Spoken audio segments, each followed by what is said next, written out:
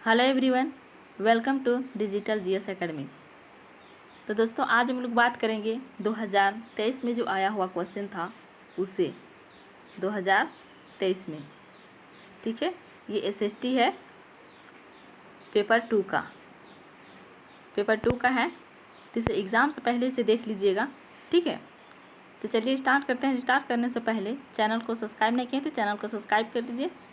ऐसा वीडियो आप लोगों को PYQ मिलते रहेगा प्रीवियस ईयर का। ठीक है, तो चलिए स्टार्ट करते हैं। तो फर्स्ट क्वेश्चन है, समताप मंडल की परिस्थितियां हवाई जहाज़ उड़ाने के लिए आदर्श होती है, सही कारण का चयन कीजिए। जो समताप मंडल में हवाई जहाज़ उड़ाने के लिए जो आदर्श होती है तो क्यों होती है आदर्श, इसे यहाँ पर पूछा जा रहा है। ठीक है, तो एक में क्या है कि उच्च वायु दाब, और दूसरा में है बादलों एवं मौसम संबंधी घटनाओं से मुक्त होना, और तीसरा में है आंधी वाली परिस्थितियां, तेज पवन, और चार में है निम्न वायु दाब। तो इसका सही आंसर क्या हो जाएगा दोस्तों? तो इसका सही आंसर क्या हो जाएगा? तो ये हो जाएगा 2 ऑप्शन, बादलों एवं मौसम संबंधित घटनाओं से मुक्त होना।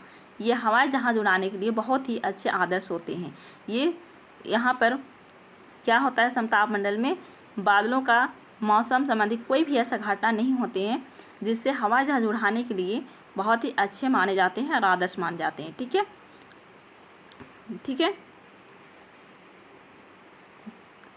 चलिए हम लोग नेक्स्ट क्वेश्चन पर चलते हैं। नेक्स्ट क्वेश्चन है, निम्नलिखित में से यातायात का कौन सा साधन अधिक दूरी में भारी एवं बड़े आकार वाले सामानों को ढोने के लिए सबसे सस्ता है? जो सबसे सस्ता है उसे दिखाना है। ठीक है, पहला में है जल मार्ग, फिर दूसरा में है वायु मार्ग, तीसरा में है सड़क मार्ग, और चौथा में है रेल मार्ग। तो जो सस्ता होगा उसे यहाँ पर चूज़ करना है। तो सस्ता कौन हो जाएगा? तो सस्ता हो जाएगा जल मार्ग। कौन हो जाएगा? तो जल मार्ग हो जाएगा। ठीक है, नेक्स्ट क्वेश्चन है, अपने पर्यावरण को बचाने के लिए जिस प्रकार के संसाधनों का हमें अधिक उपयोग करना चाहिए वह सुझाव। तो वह क्या सुझाव है? तो एक में है अनवीकरणीय संसाधनों, दूसरा में है मानव निर्मित संसाधनों, तीसरा में है अजय संसाधनों, और चौथा में है नवीकरणीय संसाधनों। तो बताइए इसका सही आंसर क्या हो जाएगा दोस्तों? तो दोस्तों एग्ज़ाम देने से पहले एक मरतबा इसको आप लोग देख करके चले जाइएगा, तो कैसा क्वेश्चन बनता है वो सब पता चल जाएगा आप लोगों को। ये प्रीवियस ईयर का ही क्वेश्चन है। ठीक है, और ये 2023 का है। कब का है? तो ये 2023 का क्वेश्चन है। ठीक है, जो ऑफलाइन हुआ था। ठीक है, और 2024 में हुआ था जनवरी में, उसको कंप्लीट करा दिया है। जो नहीं देखे हैं वो जा करके देख लीजिएगा। तो इसका आंसर क्या हो जाएगा?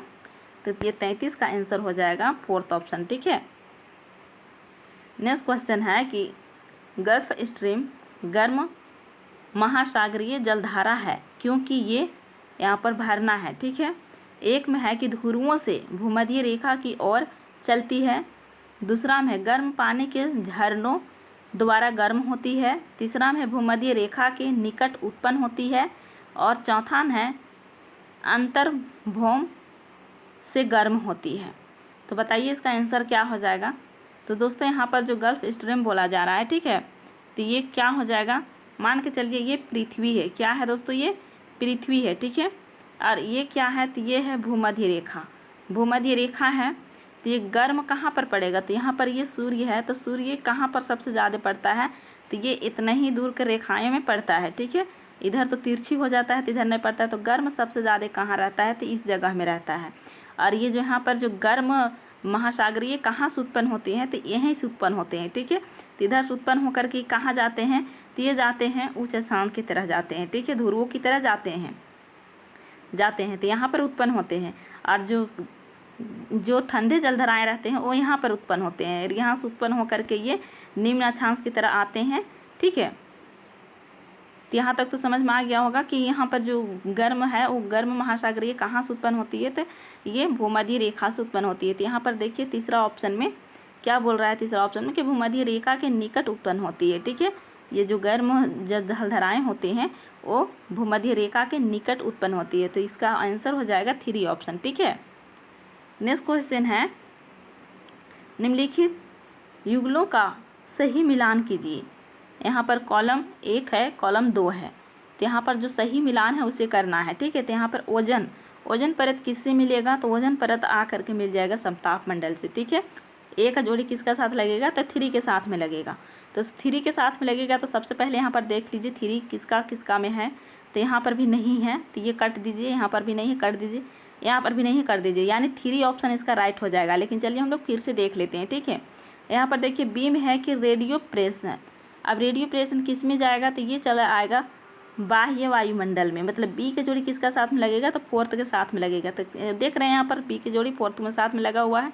यहाँ पर देखिए सी में है कि मौसम संबंधी घटनाएं, तो अभी हम लोग देखिए कि मौसम संबंधी घटनाएं सप्ताह मंडल में तो होता नहीं है, लेकिन 6 मंडल में होता है। जितना भी मौसम संबंधी घटनाएं होते हैं, कोहरा हो गया, बादल हो गया, ये सारी चीज़ कहाँ पर होते हैं, तो ये 6 मंडल में होते हैं। तो सी का जोड़ी किसका साथ में लगेगा, तो 6 मंडल के साथ में लगेगा, ठीक है। तो यहाँ पर देखिए सी की जोड़ी 1 के साथ में है। उसके बाद डी का जोड़ी ये पतली वायु, तो ये तो हो जाएगा बहिर्मंडल, ठीक है। ये बहिर्मंडल हो जाएगा, जो कि पतली परत होता है, इसमें गैस से तरल पदार्थ सब रहते हैं, इसमें एकदम हल्की गैसें रहते हैं, ठीक है। तो ये हो जाएगा डी का ऑप्शन, 2 के साथ में ये मिल रहा है, ठीक है ना। तो इसका ऑप्शन सही हो जाएगा 3 ऑप्शन, ठीक है, 3 ऑप्शन हो जाएगा। जैसे कि ये हो गया 6 मंडल, जो कि 6 मंडल कितने किलोमीटर ऊंचाई तक रहता है, तो 0 से लेकर के वो 13 रहता है। उसके बाद फिर समताप मंडल है, जो तो कि 13 से लेकर के वो कितना रहता है, तो 50 रहता है, ठीक है। उसके बाद फिर क्या आ जाएगा, तो उसका बाद आ जाता है कौन सा, तो समताप के बाद आता है मध्य मंडल, जिसमें क्या होता है मध्य मंडल में जो उल्कापिंड जो आते हैं तो इसमें आने के बाद जल जाते हैं, ठीक है। उसके बाद आते हैं बाह्य वायुमंडल, उसके बाद फिर बहिर्मंडल आते हैं, जो कि बाह्य वायुमंडल में ये रेडियो प्रेषण करने में अच्छा होता है। ये समताप मंडल का एक परत है, ओजोन परत, ठीक है। चलिए हम लोग नेक्स्ट क्वेश्चन पे चलते हैं। नेक्स्ट क्वेश्चन है कि निम्नलिखित कथनों में से ऊर्जा संसाधनों पर असत्य कथन का चयन कीजिए। असत्य कथन को चयन करने के लिए बोल रहा है, ठीक है ना। तो यहाँ पर पहला में है बायोगैस ग्रीन हाउस प्रभाव का कारण होती है, दूसरा में है ज्वारीय ऊर्जा समाप्त होती है, तीसरा में है पवन ऊर्जा प्रदूषण मुक्त होती है, और चौथा में है सौर ऊर्जा नवीकरणीय ऊर्जा है। तो बताइए यहाँ पर असत्य कौन है। तो दोस्तों असत्य कौन हो सकता है यहाँ पर, तो एक है बायोगैस ग्रीन हाउस प्रभाव का कारण होती है, ये बिल्कुल राइट है। ज्वारीय ऊर्जा समाप्त होती है, जी नहीं, ठीक है। तो ये दूसरा ऑप्शन क्या हो जाएगा, तो गलत है, तो ये ही आंसर राइट हो जाएगा, ठीक है। नेक्स्ट क्वेश्चन है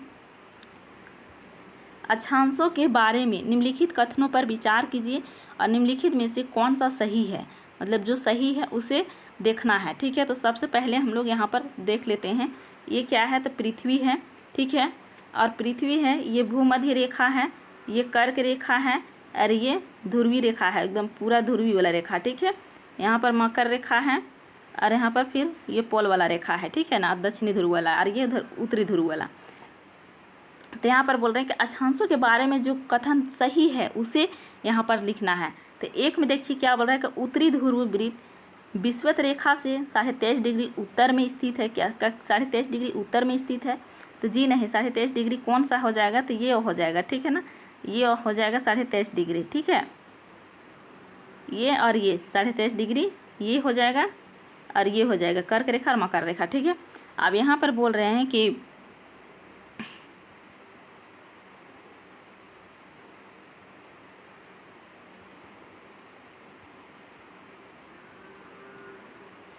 तो यहाँ पर ये हो जाएगा। उसके बाद दूसरा में है कि दक्षिणी ध्रुव वृत्त विषुवत रेखा के 23.5 डिग्री दक्षिण में स्थित है। अब तीसरा है कर्क रेखा दक्षिणी गोलार्ध से होकर गुजरती है, और चौथा में है कि मकर रेखा दक्षिणी गोलार्ध से होकर के गुजरती है। तो ये विषुवत रेखा है दोस्तों, ये क्या है, विषुवत रेखा है, ठीक है। तो दक्षिणी गोलार्ध किधर होगा, तो दक्षिणी गोलार्ध इधर होगा, ठीक है, और उत्तरी गोलार्ध किधर होगा, तो इधर होगा, ठीक है। तो यहाँ पर कौन सा सही है उसे दर्शाना है। तो मकर रेखा क्या दक्षिणी गोलार्ध से होकर के गुजरती है, तो मकर रेखा ये है, तो मकर रेखा उत्तरी गोलार्ध से होकर के गुजरती है, जो कि हमारे भारत को भी 2 भागों में बांटती है, ठीक है। उसका बाद ये दक्षिणी गोलार्ध है, ठीक है। तो दक्षिणी गोलार्ध है, दक्षिणी गोलार्ध इधर है, तो दक्षिणी गोलार्ध में ये कौन सा रेखा है, तो ये मकर रेखा है। तो यहाँ पर देखिए चौथा ऑप्शन में कि मकर रेखा दक्षिणी गोलार्ध से होकर के गुजरती है, तो हमारे जो ऑप्शन सही हो जाएगा वो कौन सा हो जाएगा, तो ये हो जाएगा, ठीक है। चौथा ऑप्शन राइट हो जाएगा, ये सही रेखा है। सही यहाँ पर दर्शाया गया था। अब नेक्स्ट क्वेश्चन है कि तटीय क्षेत्रों में समुद्री गुफाएं बनती है, समुद्री गुफाओं के निर्माण के लिए उपयुक्त कारण का चयन कीजिए। जो समुद्र होते हैं, समुद्र में जो गुफा बनते हैं, ठीक है, जो गुफा बनते हैं उसके कारण क्या हो सकता है। तो एक में है तरंगों द्वारा अपरदन एवं निक्षेपण, दूसरा में है मानव निर्मित गतिविधि, और तीसरा में है शैलों का गिरना, और चौथा है पवन अपरदन। तो बताइए इसका सही आंसर क्या हो जाएगा। तो दोस्तों जो इसका सही आंसर हो जाएगा वो 1 हो जाएगा, तरंगों द्वारा अपरदन एवं निक्षेपण हो जाएगा। ठीक है, इसका फर्स्ट ऑप्शन राइट हो जाएगा। नेक्स्ट क्वेश्चन है, यदि ग्रीनविच यमयोत्तर समय दोपहर के 12 बजे का है तो 45 डिग्री पूर्व देशांतर पर क्या समय होगा।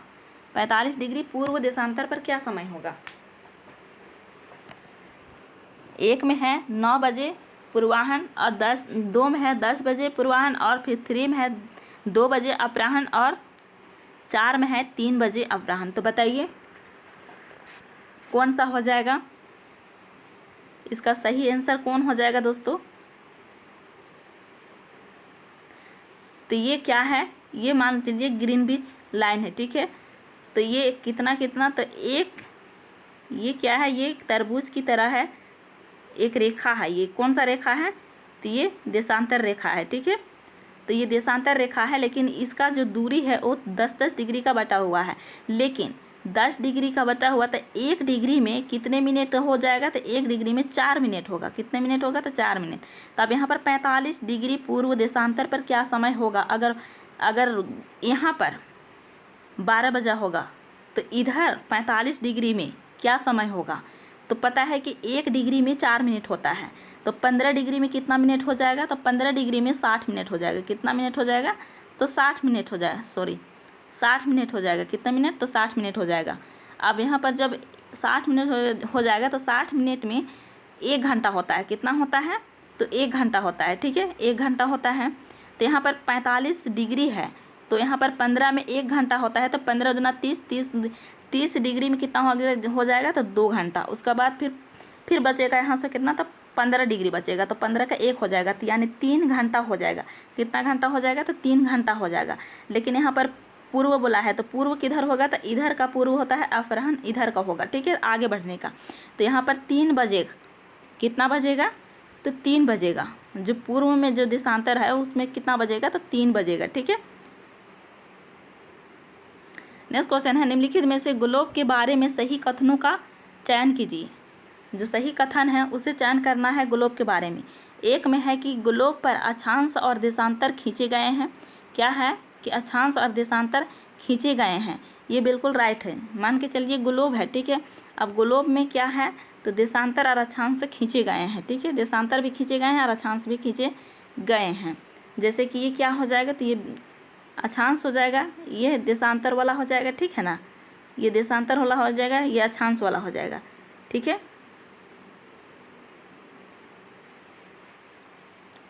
और यह अपने अक्ष पर झुकी हुई अवस्था में है, ये भी बिल्कुल राइट है। क्या है, अपने अक्ष पर ये झुकी हुई अवस्था में है, तो ए और बी दोनों सही है।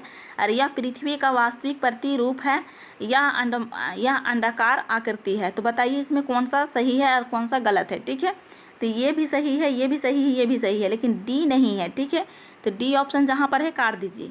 ठीक है, काट दीजिए। निकल का आ गया कौन चीज़, तो 3 ऑप्शन आ गया। नेक्स्ट क्वेश्चन है, स्थान परिवर्तन से प्राकृतिक वनस्पति में भी परिवर्तन होता है। सदाबहार वृक्ष भूमध्यवर्तीय प्रदेश के समीप ही क्यों उगते हैं। कहाँ पर उगते हैं, तो जो भूमध्यवर्तीय प्रदेश होते हैं वहीं पर क्यों उगते हैं सदाबहार वृक्ष। निम्नलिखित में से उपयुक्त कारण का चयन कीजिए। क्या कारण है उसको यहाँ पर चयन करने के लिए बोला जा रहा है।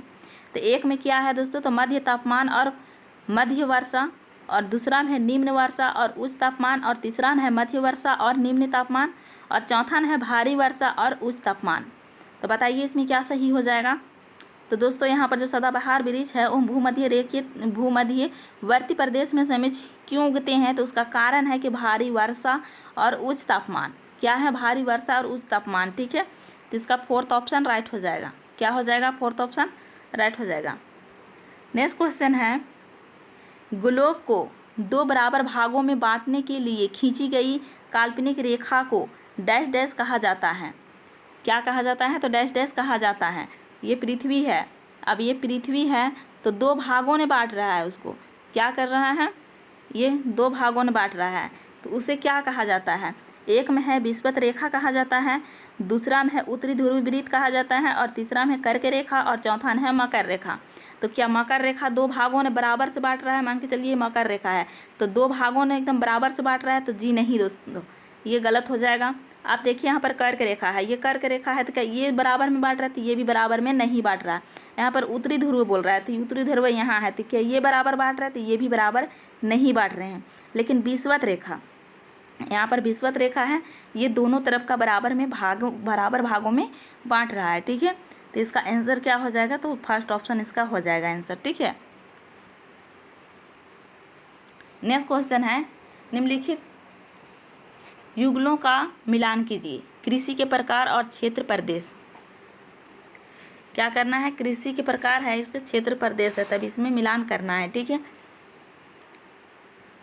ये क्या है? तो स्थानांतरित कृषि। स्थानांतरित कृषि ये सघन वन वाले क्षेत्र में होते हैं।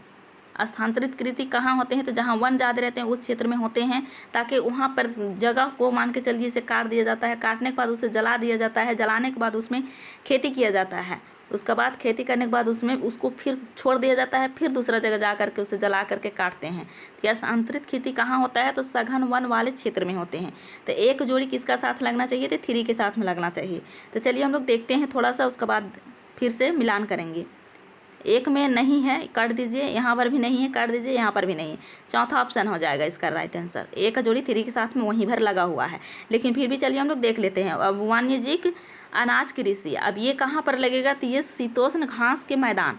कहाँ? तो शीतोष्ण घास के मैदान कहाँ पर ही है? तो चौथा ऑप्शन में देखिए। ठीक है, शीतोष्ण घास के मैदान। उसके बाद गहन निर्वाह कृषि। अब गहन निर्वाह कृषि कहाँ लगेगा? तो सघन संख्या वाले क्षेत्र में। कहाँ है? दूसरा ऑप्शन में देखिए। उसका बाद एक बच गया जलवासी पशुचारक, तो ये चला जाएगा वन में। ठीक है, तो अर्ध शुष्क और शुष्क प्रदेश में। तो इसका ऑप्शन हो जाएगा कौन सा सही? तो 4th ऑप्शन राइट हो जाएगा। ठीक है,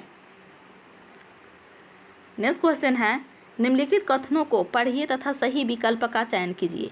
कथन ए है, संघीय व्यवस्था भारत में संस्कृति विविधताओं की आवश्यकताओं तथा मांगों का पालन करती है। तर्क आर है, यह देश में अभिशासन के बहुलित चरण स्थापित करती है। तो क्या सही है, क्या गलत है? तो यहाँ पर ये भी सही है और ये भी सही है, मतलब कथन भी सही है और तर्क भी सही है, और ये आर ए की व्याख्या भी कर रहा है। तो इस कहाँ है? तो ये देख लीजिए, इसका कहाँ पर है? ए और आर दोनों सही है तथा आर ए की सही व्याख्या करता है, मतलब व्याख्या कर रहा है। तो इसका आंसर हो जाएगा 3 ऑप्शन। क्या हो जाएगा दोस्तों? तो 3 ऑप्शन इसका आंसर हो जाएगा। ठीक है, नेक्स्ट क्वेश्चन है कि किसी के प्रति पूर्वाग्रही होने का अर्थ, मतलब जो पूर्वाग्रह होने का अर्थ है उसको पहचानने के लिए यहाँ पर बोला जा रहा है। ए में क्या है कि उन्हें नकारात्मक रूप से देखना, ये बिल्कुल राइट है। उन्हें उत्तम श्रेष्ठ मानना, तो उन्हें उत्तम श्रेष्ठ नहीं माना जाता है। ठीक है ना, तो ये बी ऑप्शन गलत है, तो बी ऑप्शन को पहले काट लीजिए। बी ऑप्शन जहाँ पर होगा वो नहीं होगा। यहाँ पर भी बी ऑप्शन है, यहाँ पर भी है, यहाँ पर भी है, तो ये गलत हो जाएगा।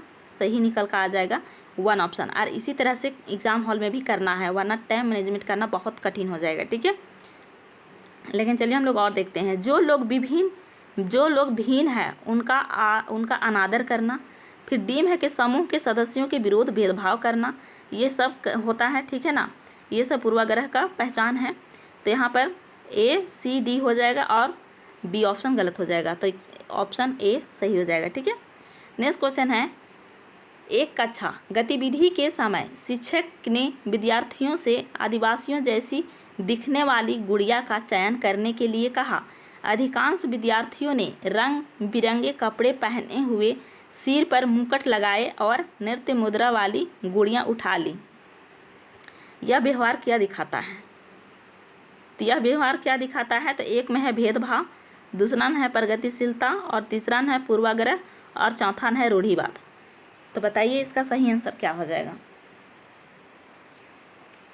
तो इसका जो सही आंसर हो जाएगा वो हो जाएगा रूढ़िवाद। ठीक है,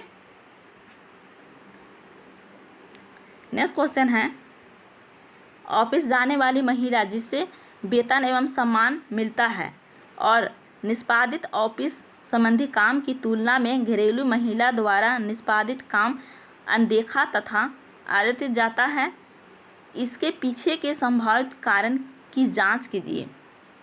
एक में है कार्यालयीय काम का अतिमूल्यन, फिर दूसरा है भारतीय समाज की पितृक व्यवस्था, तीसरा है घरेलू काम का अवमूल्यन और चौथा है घरेलू काम के लिए कम समय लगना। तो इसका जो सही आंसर होगा वो कौन सा हो जाएगा?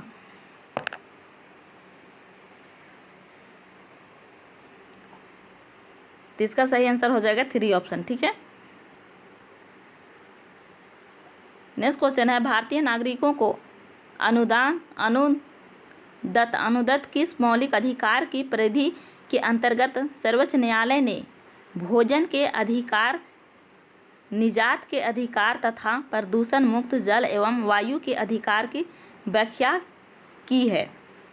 तो कौन सा की है? तो अनुच्छेद 19 है यहाँ, फिर दूसरा में अनुच्छेद 14, फिर तीसरा में अनुच्छेद 20 और चौथा में अनुच्छेद 21। तो बताइए इसका सही आंसर क्या हो जाएगा? तो इसका सही आंसर हो जाएगा चौथा ऑप्शन। ठीक है, अनुच्छेद 21 हो जाएगा। नेक्स्ट क्वेश्चन है, सभी व्यक्ति कानून की दृष्टि में समान है वाक्य का अर्थ है, इसको चूज करना है जो सही होगा। ठीक है। एम है, सभी नागरिकों को अपने सामाजिक आर्थिक स्तर के अनपेक्ष समान कानून का पालन करना होगा। क्या करना होगा? तो पालन करना होगा। ये बिल्कुल राइट है। ठीक है। दूसरा में है, कानून की दृष्टि में किसी भी व्यक्ति के साथ उसके नस्ल, वर्ग, धर्म, जाति अथवा जेंडर के आधार पर भेदभाव नहीं किया जा सकता। ये भी राइट है। सी में है, असमानता समाप्त हो गई। क्या असमानता समाप्त हो गई है? तो जी नहीं, ये गलत हो जाएगा। उसके बाद डी में है, यह समाप्त नागरिकों के लिए निष्पक्ष अवसर तथा गौरवमय जीवन सुनिश्चित करता है। तो ये भी क्या है? तो ये भी राइट है। आप देखिए जहाँ पर भी सी ऑप्शन होगा वो गलत हो जाएगा। ठीक है। यहाँ पर सी नहीं है, यहाँ पर सी है, गलत हो जाएगा। यहाँ पर भी सी है, गलत हो जाएगा। यहाँ पर भी सी है, गलत हो जाएगा। तो बच कौन जाएगा? तो 1 ऑप्शन राइट हो जाएगा। ठीक है। एग्ज़ाम में जिस तरह से पढ़िएगा ये ऑप्शन और गलत जो होगा उसमें यहाँ पर इतना नहीं देखिएगा। जहाँ पर भी गलत होगा पहले यहाँ पर देख लीजिएगा कि यहाँ पर कौन सा ऑप्शन में कितना गलत वाला ऑप्शन सब में है या कितना में है, और जो में होगा उसको काट दीजिएगा, उसके बाद आंसर आ जाएगा। नेक्स्ट क्वेश्चन है,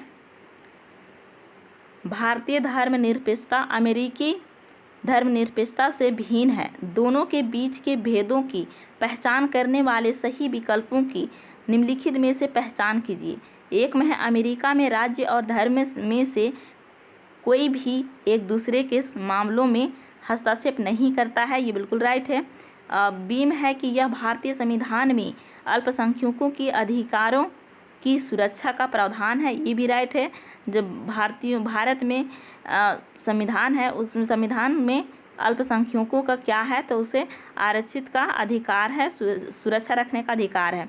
सी में है, अमेरिका और भारत दोनों ही राज्य के मामलों और धार्मिक मामलों में स्पष्ट पृथक्करण बनाए रखते हैं। तो जी नहीं।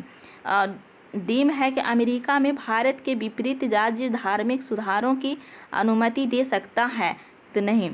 तब यहाँ पर सही को चुनने के लिए बोल रहा है। तो ए और बी सही है। तो ए और बी कहाँ है दोस्तों? तो ए और बी 3 ऑप्शन में है। ठीक है। कहाँ पर ही है? तो यहाँ पर देखिए 3 ऑप्शन में है। ठीक है। 3 ऑप्शन राइट हो जाएगा। नेक्स्ट क्वेश्चन है, निम्नलिखित में से कौन से युग्म सही सुमेलित है? यहाँ पर काम, वन और रोजगार के प्रकार दिया हुआ है। तो मतलब जो सही सुमेलित है उसे दिखाना है, लेकिन इसमें से में कोई तो गलत होगा ना। तो यहाँ पर गलत को नहीं छांटना है, बल्कि जो सही जोड़ा है उसे छांटना है। तो ए में क्या है? तो राजमिस्त्री। तो राजमिस्त्री क्या होता है? दिहाड़ी के मजदूर, ये सही हो जाएगा। उसके बाद घरेलू कामगार, ये अनियमित मजदूर, ये भी सही हो जाएगा। सब्जी विक्रेता, ये स्वरोजगार, ये भी सही हो जाएगा। दुकान में सुपरवाइजर, ये व्यवसाय, तो ये नहीं होगा। ठीक है। तो ए बी सी कहाँ है? A B C 4th option में। ठीक है। 4th ऑप्शन राइट हो जाएगा। नेक्स्ट क्वेश्चन है कि ग्रामीण क्षेत्रों से शहरी क्षेत्रों में बढ़ते प्रवसन के परिणाम स्वरूप शहरों में औद्योगिक स्थलों के निकट असनम क्षेत्रों में वृद्धि देखी गई है। इस प्रकार के प्रवसन के कारण है। एम है शहरी क्षेत्रों में जीवन के स्तर में औद्योगिकी और फिर बीम है ग्रामीण कामगार बाजार में विघटन और सीम है घटी हुई कृषि उत्पादकता और डीम है ग्रामीण क्षेत्रों में बढ़ी हुई कुशल कार्यबल की संख्या। यहाँ पर सही जो विकल्प होगा उसे चूज करना है। तो बताइए सही कौन सा हो जाएगा, सही कौन हो जाएगा। तो बीम देखिए ग्रामीण कामकाज बाजार में विघटन और घटी हुई कृषि उत्पादन, ये दोनों सही हो जाएगा, बी ऑप्शन और सी ऑप्शन। ठीक है, तो बी और सी कहाँ पर ही है, तो बी और सी है 3 ऑप्शन में। ठीक है, बी और सी 3 ऑप्शन में है। नेक्स्ट क्वेश्चन है निम्नलिखित में से किन सेवाओं को सार्वजनिक सेवाओं में सम्मिलित किया जा सकता है, सम्मिलित किया जा सकता है उसे चूज करना है। ठीक है, एम है पुलिस सेवाएं,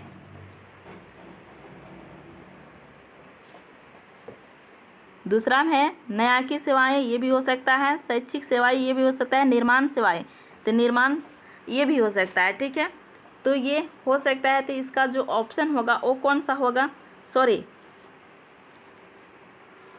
डी ऑप्शन गलत हो जाएगा इसमें। ठीक है, डी ऑप्शन गलत हो जाएगा। तो डी ऑप्शन कहाँ पर ही है, डी ऑप्शन जहाँ पर भी गलत होगा वही आंसर सही होगा। यहाँ पर डी है, ये गलत हो जाएगा, ये भी गलत हो जाएगा, ये भी गलत हो जाएगा, यानी डी ऑप्शन यहाँ नहीं है। ठीक है,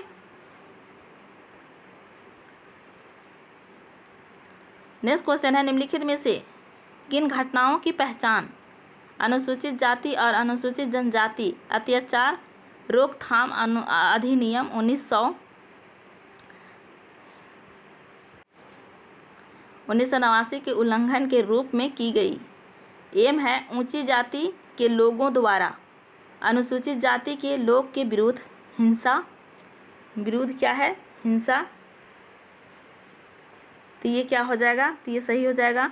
उसका बाद है दूसरा में बी ऑप्शन में अनुसूचित जाति समुदाय के सदस्य को आपत्तिजनक पदार्थ खाने के लिए बाध्य करना, ये भी सही है। सीम है गैर आदिवासी लड़की व्यापारियों को जनजातीय समूह के दोहन की अनुमति, ये भी। डीम है अनुसूचित जाति समुदाय के सदस्य से विवाह करना, तो ये नहीं होगा। मान के चलिए एक ब्राह्मण है और एक अनुसूचित जाति है, तो क्या ये ब्राह्मण इससे शादी करेगा, तो नहीं करेगा, ये अछूत है, ये अछूत माना जाता भी है अभी भी। ठीक है, तो इसका ये डी ऑप्शन क्या हो जाएगा, तो गलत हो जाएगा। तो जहाँ पर भी डी ऑप्शन गलत होगा, डी ऑप्शन है वो आंसर नहीं होगा। यहाँ पर सही विकल्प का चयन करने के लिए बोला गया है। तो ए में देखिए, ए में है डी ऑप्शन नहीं होगा, यहाँ भी डी ऑप्शन है नहीं होगा, फोर्थ में भी डी ऑप्शन है नहीं होगा। ठीक है, तो होगा कौन, तो 3 ऑप्शन होगा। ठीक है, 3 ऑप्शन राइट हो जाएगा। चलिए हम लोग नेक्स्ट क्वेश्चन पर चलते हैं। नेक्स्ट क्वेश्चन है निम्नलिखित में से कौन से प्रावधान भारतीय न्यायिक व्यवस्था की स्वतंत्रता सुनिश्चित करते हैं। एम है न्यायाधीशों की नियुक्ति की प्रक्रिया में विधायिका शामिल नहीं होती है, क्या होती है, विधायिका शामिल नहीं होती है, ये सही है। बी है न्यायाधीशों का निश्चित कार्यकाल, ये भी है।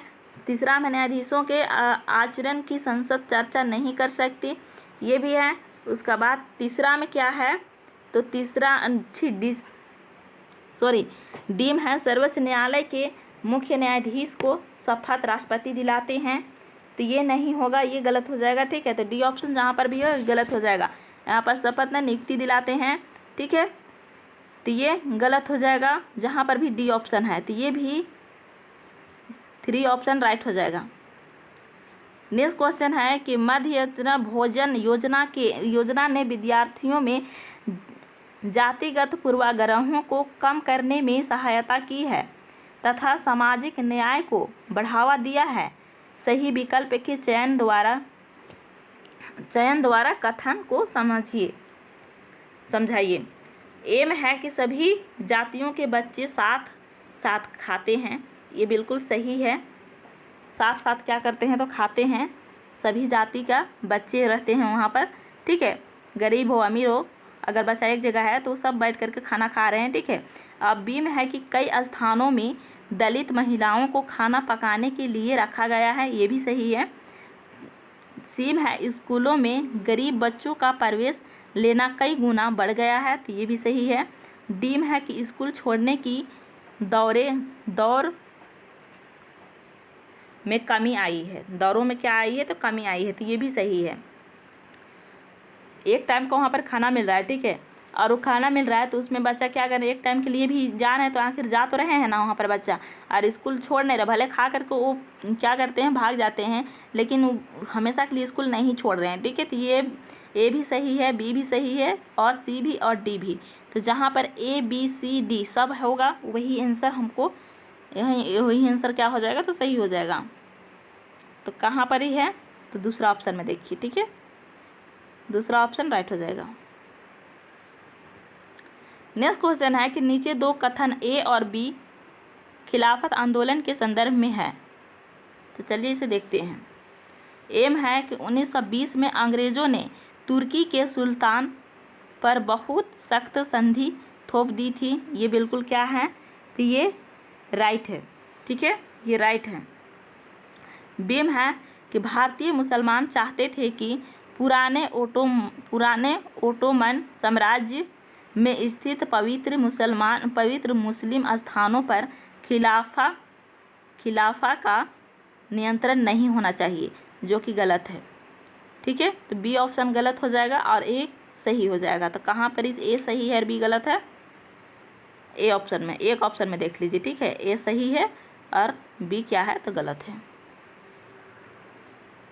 नेक्स्ट क्वेश्चन है दोस्तों, स्वतंत्रता भारत के संबंध में निम्नलिखित कथनों पर विचार कीजिए। कथन ए और कारण आर है। तो कथन ए को देखते हैं कि हमारा संविधान कानून की नज़र में सबको बराबर मानता है, लेकिन असल ज़िंदगी में कुछ भारतीय औरों के मुकाबले ज़्यादा बराबर है, ये भी राइट है। क्या है, ये राइट है, ठीक है, ये सही हो जाएगा। कारण में देखिए, भारतीय संविधान में तय किए गए आदर्शों को हम अभी तक साकार नहीं कर पाए। क्या, तो साकार नहीं कर पाए। तो बताइए ये क्या है, तो ये भी सही है और कारण भी सही है। ए और आर दोनों सही है, आर ए का सही कारण है। क्या है, आर ए का सही कारण भी है। तो इसका आंसर हो जाएगा फर्स्ट ऑप्शन, ठीक है। नेक्स्ट क्वेश्चन है, लंबा लंबा क्वेश्चन होता है ना, बहुत दिक्कत होता है। नेक्स्ट क्वेश्चन है कि 1883 में एल्बर्ट बिल के लागू करने पर विरोध हुआ, क्योंकि विरोध हुआ था, तो क्योंकि विरोध क्यों हुआ था। एम है भारतीयों ने इसका विरोध किया क्योंकि इस बिल ने ब्रिटिश सरकार को बिना सबूत के भारतीयों पर मुकदमा चलाने की छूट दे दी थी। तो नहीं, भारतीयों ने इसे विरोध नहीं किया था, ठीक है। बीम है अंग्रेज़ों ने इस बिल का विरोध किया क्योंकि अब भारतीय भी ब्रिटिश या यूरोपीय व्यक्तियों पर मुकदमा चला सकते थे, ये बिल्कुल राइट है। क्या कर सकते थे, भारतीय भी ब्रिटिश यूरोपियों पर क्या कर सकते थे, मुकदमा चला सकते थे, ठीक है, तो ये राइट है। उसके बाद सी में है कि बिल ने अंग्रेज और भारतीय न्यायाधीशों के बीच समानता स्थापित करने का प्रयास किया, ये भी राइट है। डी में है कि बिल भारतीय लोगों के प्रति नस्लवादी नज़रिए रखता था, जी नहीं। ए और डी गलत है और बी और सी सही है। बी और सी सही है, तो कौन सा ऑप्शन में बी और सी सही है, तो आप यहाँ पर देख सकते हैं बी और सी फोर्थ ऑप्शन में है, ठीक है, तो फोर्थ ऑप्शन राइट हो जाएगा। नेक्स्ट क्वेश्चन है, निम्नलिखित में से किसने कुरान की आयतों की पुनर्व्याख्या करके कहा कि महिलाओं को भी शिक्षा का अधिकार मिलना चाहिए। किस चीज़ का वो हवाला दिया था, तो ये कुरान के हवाला देते हुए कहा कि महिलाओं को भी शिक्षा मिलना चाहिए। तो किसने कहा था, तो ये एक में है बेगम असीन किदवाई, और दूसरा में है हजरा बीबी इस्माइल, और तीसरा में है बेगम रुकैया सखावत हुसैन और चौथा है मुमताज़ अली। तो बताइए दोस्तों इसमें किसने कहा था? तो ये मुमताज़ अली ने कहा था। ठीक है, इसका फोर्थ ऑप्शन राइट हो जाएगा। तो दोस्तों बाकी का जो क्लास है उसे कल करेंगे इधर का क्वेश्चन को, ठीक है ना। तो आज का वीडियो में इतना ही। अगर वीडियो अच्छा लगा हो तो लाइक शेयर और कमेंट करके ज़रूर बताइएगा। और जो चैनल को सब्सक्राइब नहीं किए चैनल को सब्सक्राइब कर लीजिए। ऐसा आप लोगों को जब तक अभी एग्ज़ाम नहीं हो जाता है, जितना दिन एग्ज़ाम है आप लोगों को सिर्फ PYQ ही कराएंगे। और आप लोग देखिएगा कि वहाँ पर बहुत सारे ऐसे क्वेश्चन होते हैं जो रिपीट होते हैं, और अगर रिपीट नहीं भी होते हैं तो उसी टाइप में आते हैं क्वेश्चन, बस उनके पूछने का अंदाज़ भी बदल जाते हैं, लेकिन उसी टॉपिक से आते हैं। ठीक है ना। तो चलिए फिर मिलते हैं नेक्स्ट वीडियो में। वीडियो देखने के लिए थैंक यू।